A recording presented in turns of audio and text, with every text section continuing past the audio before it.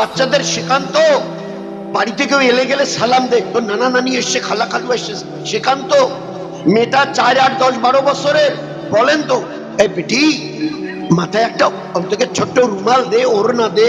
কোন মা যদি তার বাচ্চার এতটুকু আদব শেখায়, এই মেয়েটা আগামী দিনে বড় হয়ে আল্লাহর ওলিয়া তৈরি হবে, জানেন আপনারা? তো এই আমালগুলো, অপরের গীবত শিকায়েত না করা, এগুলো শক্ত গুনাহ। এর থেকে যদি না বাঁচি তো আল্লাহর নবী কি বললেন? কবরে যাওয়ার পরে উত্তরে বলবে লা আদরি, আল্লাহ বলবে ফেরেশতারা ওর কবরে জাহান্নামের আগুন জ্বালিয়ে দাও। 2, 10, 20টা নয়, 99টা বিষাক্ত আস্তাহা সাপ ওর কবরে পাঠিয়ে দাও। ওই মেটার কবরে 2 দিকের কবরের মাটি চাপ দাও। এই সাপগুলো এসে কি জিজ্ঞাসা করবে জানেন কবরে? এ নূরজাহান, ফজর পড়েছো? বলবে না পড়ি নাই। বলছে 99টা সাপ একসঙ্গে ঠোকাবে, 70 হাত মাটির নিচে তলিয়ে যাবে। জোহরের টাইমে টেনে তুলে জিজ্ঞাসা করবে জোহর পড়েছো? ফের ঠোকাবে, ফের 70 হাত। এইভাবে প্রতিদিন 5 বার, আর এইভাবে কিয়ামত পর্যন্ত ঠোকাতে থাকবে। জাহান্নামের আগুন জ্বলতে থাকবে, 2 দিকের কবরের মাটি চাপ দিতে থাকবে। সহ্য করতে পারবেন তো? সহ্য করতে পারবেন তো? এই জন্যে আপনাদের কাছে বড় অনুরোধ, এ দুনিয়া আজ বাদে কাল ছাড়তে হবে। আল্লাহর হুকুমের উপরে চলে, নবীর সুন্নত তরিকায় চলে প্রত্যেকটা আমালকে ইবাদত বানাই। আল্লাহ বলেছেন কোরআনে, আমি তোমাদের আমার ইবাদতের জন্য দুনিয়ায় পাঠিয়েছি, ইবাদতের এই জন্য। তো আমরা, আমাদের মা বোনেরা কি জানে? নামাজ পড়া ইবাদত, রোজা রাখা, কোরআন পড়া, তাসবিহ নেই। সংসার জীবনের সব কাজ, জুতো পায়ে দেবেন, খুলবেন, আমার নবীর সুন্নত তরিকা মোতাবেক যদি জুতো পায়ে দিয়ে খুলি, ইবাদতের সওয়াব পাবো। হাত পায়ের নখ কবে কাটতে হবে, কোনটা নখ আগে শেষে, নবীর সুন্নত তরিকায় যদি নখ কাটি, ইবাদতের সওয়াব পাবো। মুখের ছাপ কোন দিকে ফেললে সুন্নত হবে, যদি সুন্নত তরিকায় ছাপ ফেলি, আল্লাহ আমাদের ইবাদতের সওয়াব দেবে। রান্না করা, বাড়ি ঝাড়ু দেওয়া, গোসল করা, খাওয়া, বাথরুমে যাওয়া, আমাদের জীবনের এমন কোনো কাজ নেই যে কাজটা আল্লাহ আমাদের জন্য ইবাদত করে নাই। জানতে হবে না? এইভাবে ইবাদত করে যদি দুনিয়াতে যতদিন বেঁচে থাকবো, আল্লাহ রহমত দেবে, বরকত দেবে, সুখ দেবে, শান্তি দেবে, ইজ্জত দেবে, হেফাজত করবে। যেদিন আল্লাহর কাছে মউতের রাস্তা দিয়ে চলে যাব, খোদার কসম আল্লাহ আমাদের জন্য জান্নাতের রাস্তা খুলে দেবেন, দরজা খুলে দেবে। এই জন্য আপনাদের কাছে অনুরোধ, আল্লাহকে চিনি, আল্লাহর পেয়ারা দিনকে চিনি, দিনের জন্য কিছু করার চেষ্টা করি। ওই যে বললাম না, বাচ্চা মরে গেছে, 2 রাকাত পরে মরা বাচ্চাকে বাঁচিয়ে নিয়েছি। বাড়িতে খানা ছিল না, 2 রাকাত পরে আটা দিয়ে বাড়ি ভর্তি করে নিয়েছি। এ জামানায়ও আল্লাহ করে দেখাচ্ছে। বিবির পেটে বাচ্চা, জিম্মেদাররা ধরেছে ভাই জামাতের আমির নেই, তুই জানা, তুই একটু জানা জামাতটা নিয়ে। তা বলছে আচ্ছা বিবির সঙ্গে কথা বলে আসি। এবারে বিবিকে রাত্রিবেলা জিজ্ঞাসা করেছে, তোমার শরীরটা তো ওই বাচ্চা প্রসবের টাইম এসছে, আমাদের বাড়িতে তো আমি ছাড়া পুরুষ নেই, তা আমি কি করব বলো? বলেন বাস আর কিছু বলতে হবে না, তুমি আল্লাহ রাস্তায় চলে যাও, আমার জন্য দোয়া করিও। বাড়িতে তালিম হতো প্রতিদিন, ওই যে ফাজাইলে আমাল মুতাকাবে হাদিসের তালিম হতো। এটা ওই মেওয়াতের, আমাদের ভারতের মেওয়াতের ঘটনা। এবারে স্বামীকে বললো ঠিক আছে তুমি তৈরি হও, কালকে আমি তোমার বেডিং বিস্তারের নাস্তা পানি করে বেঁধে দেবো, তুমি চলে যাও। উনি চলে গেলেন। 7 দিনের মাথায়, ঠিক 7 দিন, ওই বিবি ঈশান নামাজ, একটু খানা খাওয়া, বিছানায় বসে কোরআন শরীফ পড়ে, কোরআন শরীফ রেখে দিয়ে শুয়ে ঘুমিয়েছে। খ্বাবের মধ্যে দেখছে, স্বপ্নের মধ্যে দেখছে জনাবে রাসূলুল্লাহ সাল্লাল্লাহু আলাইহি ওয়াসাল্লাম এসে সালাম দিচ্ছেন, বোন আসসালামু আলাইকুম, তুমি তোমার স্বামীকে আল্লাহর রাস্তায় পাঠিয়েছো, তুমি কোনো চিন্তা করো না, আমি মুহাম্মদ মুস্তাফা সাল্লাল্লাহু আলাইহি ওয়াসাল্লাম তোমার নবী, তোমার কাছে আছি, আল্লাহ তোমার হেফাজত করবে। এই কথা বলে সালাম দিয়ে আল্লাহ রসুল ঘর থেকে বেরিয়ে চলে গেল। ছেলেটা স্বপ্ন দেখছিল, আল্লাহ নবী এসে সালাম দিলেন আর এই কথা বলে চলে গেলেন। একটু পরে মেয়ে ছেলেটার চোখ খুলে গেল। চোখ খুলে দেখে বাচ্চা প্রসব হয়ে বিছানায় পড়ে আছে। বাচ্চা প্রসব হয়ে বিছানায়। আপনারা ভাবতে পারেন এই জামানায় যে মেয়েরা আল্লাহর দ্বীনের উপরে নিজে চলতে চায়, আল্লাহর হুকুমের উপরে স্বামীকে চালাতে চায়, খালি একটা কথা বলেছিল, স্বামী তোমার পেটে তো বাচ্চা প্রসবের সময় হয়ে এসছে, আমি ছাড়া তো কোনো পুরুষ নাই, তা তুমি বলো এই অবস্থায় আমি কি করব, জামাতে যাব কি যাব না? তালিমওয়ালি ছিল, বাড়িতে তালিম হতো। কি বলেছে? তুমি চলে যাও, দোয়া করিও, আল্লাহ হেফাজত, হেফাজতের জন্য আল্লাহ পাক নবীকে পাঠিয়েছেন। খবের মধ্যে নবী সালাম দিয়ে ওই কটা কথা বলে চলে গেছে। চোখ খুলে তাকে বাচ্চা কখন প্রসব হয়েছে বলতে পারে না। ভাবতে উত্তর দেবেন আমাকে? আছে দুনিয়ায় এইরকম মা যে নিজে বাচ্চা প্রসব করছে, সে নিজে জানি না কোন সময় প্রসব হয়েছে। এগুলো আল্লাহর মদদ। এই জন্যে আপনাদের কাছে অনুরোধ, আল্লাহর দিনকে বুঝি, মাদ্রাসাগুলোকে চিনি, এ মাদ্রাসায় যে কোরআন ও হাদিস পড়ানো হয় সে সম্পর্কে একটু চিন্তা ভাবনা করি, আমাদের জীবন ধন্য হবে। ছোট্ট দুইটা কেচ্চা শোনাই। একজন লোক এসে দেখে একটা ঝুপড়ি, তো বলছে যে ভাই এইখানে আশপাশে কোনো হোটেল টোটেল চায়ের দোকান আছে? তো বলে যে না। বলে আমি তো মুসাফের, খিদা লেগেছে, কিছু খাবো বলে একটু দোকান খুঁজছিলাম। তা বলে না, এখানে তো কোনো দোকান খামার নেই। ও আচ্ছা ঠিক আছে। তো ওনার বিবি কথাটা শুনেছে। ওই লোকটা এসে আমার স্বামীকে বলল আমি তো মুসাফের, তো এখানে কোনো হোটেল টোটেল চায়ের দোকান? তো স্বামী বললো যে না ভাই এখানে। তো এবারে ওনার বিবি কাছে গিয়ে বলছে, যখন লোকটা চলে যাবে তো বিবি গিয়ে বলছে, মেয়ে ছেলেটা ওই বাড়ির, ভালো করে শুনি। স্বামী, আল্লাহর নবী কি বলেছিলেন? দিনের নিসবতে আল্লাহর দিনকে সামনে রেখে যে মাল লাগাবে আল্লাহ তার মালের মধ্যে বরকত দেবে। তুমি শোনোনি? যে আল্লাহ আখিরাতে বিশ্বাস করে ও যেন মেহমানের হক আদায় করে। এ মুসাফির আমাদের মেহমান, না খেয়ে এইভাবে বেচারা চলে যাবে, এটা ঠিক হবে না। তুমি ওনাকে ডেকে নাও, কি করা যায় চিন্তা করি। তুমি আগে ডেকে নাও, না তো লোকটা চলে গেলে তো কোথায় পাবো? আমাদের বাড়িতে মেহমান হয়ে এসেছিল, চিনি আর না চিনি, তাকে ডেকে নিল। বললো, এবারে স্বামী ভিতরে গিয়ে বললো কি করব বলো? তো বললো আমাদের ওই একটা বকরি আছে না, যে বকরিটার দুধ আমরা ছেঁকি বাজারে বিক্রি করি, তোমার আমাদের বাচ্চা দুইটার ভালো চলে। তো ওই বকরিটা ছাড়া তো আর আমাদের কিছু নাই, 7 দিন পরে বকরায়। তো আমরা তো আর মালদার নই, গরিব মানুষ, আমাদের জন্য তো কোরবানি ওয়াজিব নয়। তো এই বকরিটাই জবাই করে দাও, আমি রান্না বান্না করে দেই, নিশ্চয়ই আল্লাহ এর বদলা দেবে। আল্লাহর নবী বলতেন, যারা মেহমানের হক আদায় করে তারা হচ্ছে ওই ব্যক্তি যারা আল্লাহর আখেরাতকে চেনে। আল্লাহর আখেরাতকে যারা চেনে তারা যেন মেহমানের হক আদায় করে। তো আমরা তো গরিব মানুষ, বকরিটা ছাড়া নেই কিছু। তা যাও, এটা তুমি জবাই করে দাও, আমি তাড়াতাড়ি করে রান্না বান্না করে খাইয়ে দিই, নিশ্চয়ই আল্লাহ আমাদের প্রতি রহম করবে। এইবারে স্বামী এবারে বকরিটা বাইরে বাঁধা ছিল, নিয়ে এলো ভিতরে। এবারে বিবি কি বললেন, শোনো ওই বকরিটাকে না ঘরের পিছনে নিয়ে জবাই করো। কেন? বলে ছেলে, আমাদের বেটা বেটি ছেলে মেয়েগুলা সারাদিন গাছের পাতা পাড়ে পাড়ে বকরিটাকে খাওয়ায়, ওরা যদি এসে দেখে আব্বা বকরিটাকে জবাই করেছে তো ওরা হয়তো কান্নাকাটি করবে। তা তুমি ঘরের পিছনে নিয়ে গিয়ে জবাই করো, আর আমি তেল পেঁয়াজ মরিচ রান্না করতে যা যা লাগে খড়ি টড়ি এটা সেটা আমি জোগাড় করি। এবারে উনি রান্না করবার জন্য যা যা দরকার রান্না করে ওগুলো সব গোছগাছ করছে। ওনার স্বামী বকরিটা নিয়ে পিছনে চলে গেল, ঘরের পিছনে। এবারে যখন দিলে গোছগাছ হয়ে গেল, তুমি এবারে রান্নাঘর থেকে চিৎকার দিয়ে আওয়াজ করে বলছে, হ্যাঁ গো, তা তোমার বকরি জবাই হয়নি এখনো? গোস্ত কুটাবাটা কদ্দূর হলো? তা বলে এই করছি জবাই করছি। তো এই কথা বললো। তো উনি এবারে কি একটা জিনিস নেবার জন্য, কলের পানি বা কিছু নেবার জন্য রান্নাঘর থেকে বেরিয়ে এলেন। এখন রান্নাঘর থেকে বের হয়ে দেখে যে বকরিটাকে জবাই করার জন্য স্বামী নিয়ে গেছে, ওই বকরিটা ঘরের বারান্দায় দাঁড়িয়ে আছে। ভালো করে শুনি, ওই বকরিটাই ঘরের বারান্দায় দাঁড়িয়ে আছে। অটোমেটিক রাগ হবার কথা, মেহমান অপেক্ষা করছে, আর তুমি বকরিটা নিয়ে পিছনে গিয়ে শেষ পর্যন্ত ছেড়ে দিলে, বকরি এখানে দাঁড়িয়ে আছে, তুমি ওখানে কি করছো?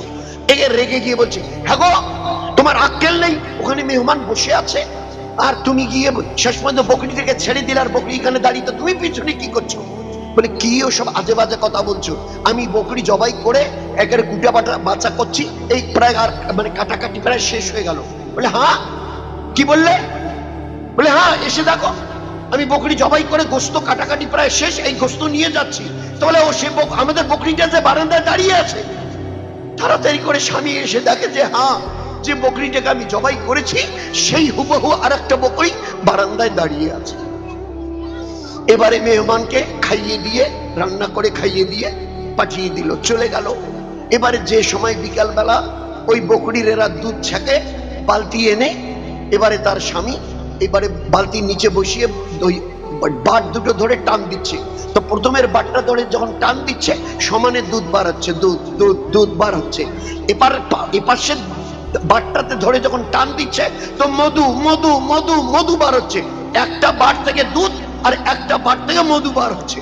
এবারে বিবিকে বলছে, বিবি আর একটা বর্তন নিয়ে আসো, আর একটা বালতি নিয়ে। কেন কেন? বলে এই দুইটা বাট থেকে একটার থেকে মধু আর একটা থেকে দুধ বার হচ্ছে।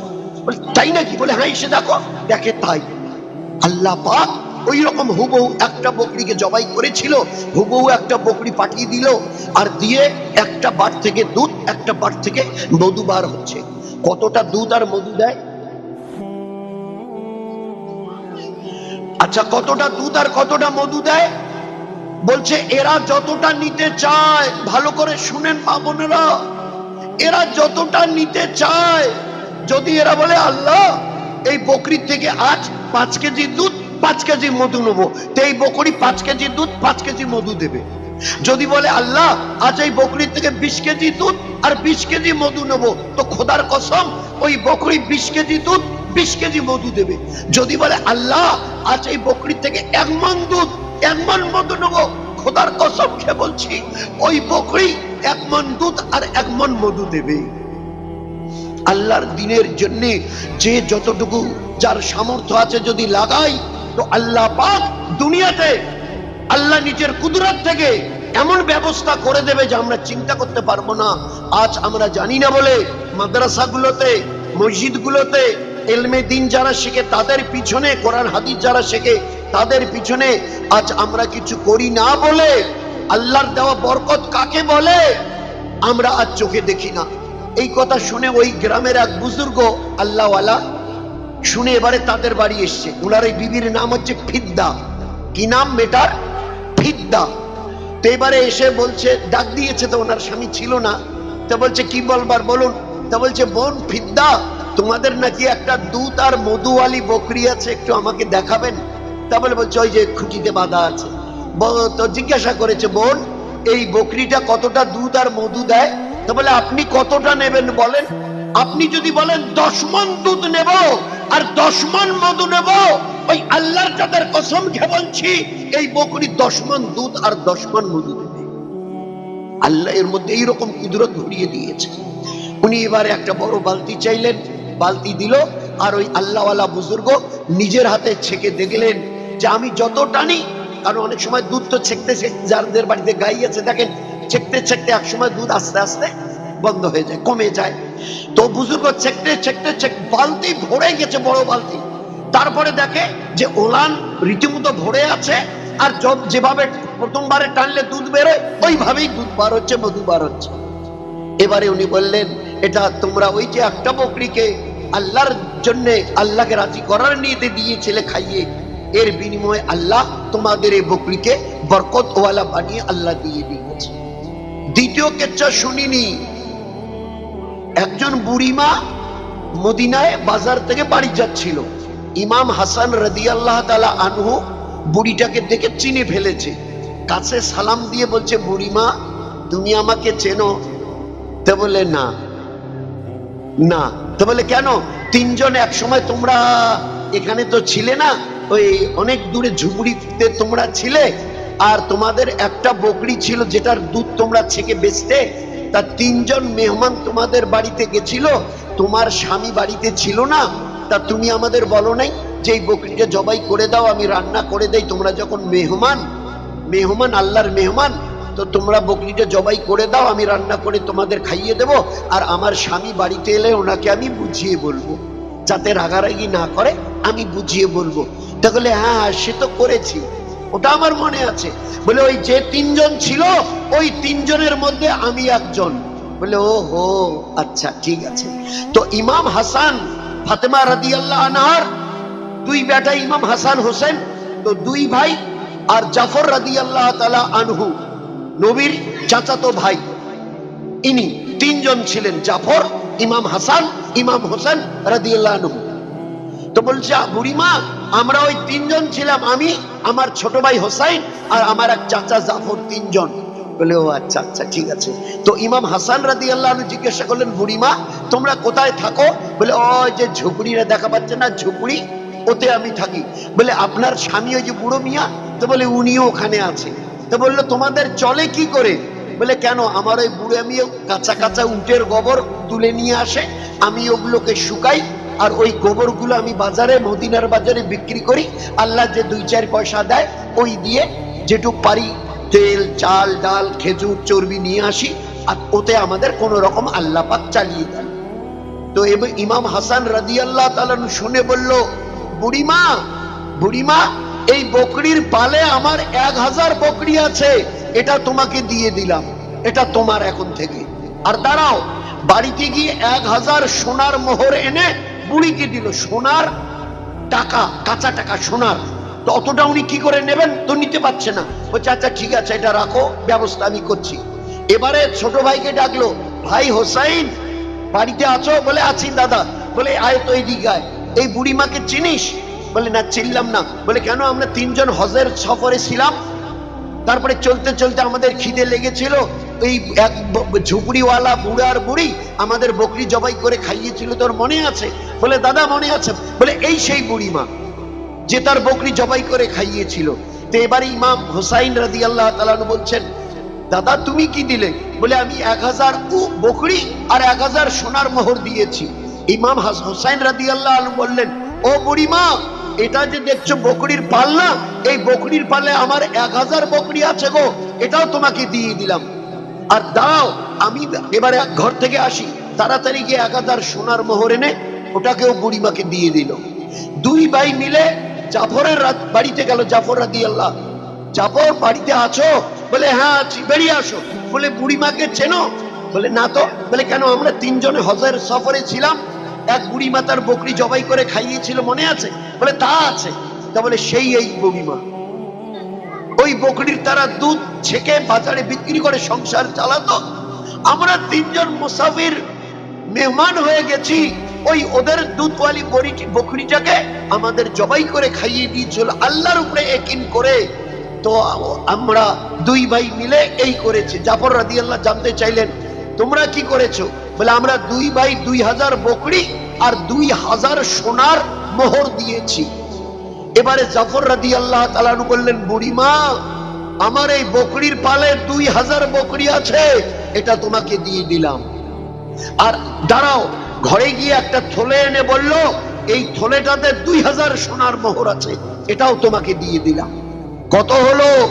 হিসাব করে দেখেছেন কত হলো? 1 একে 2 আর 2 আর 2 4000 বকরি আর 4000 সোনার মোহর। বুড়িমা তো বুড়ি, কি করবে, কি করে নেবে এগুলো? ইমাম হাসান হোসেন বলল, বুড়িমা দাঁড়াও।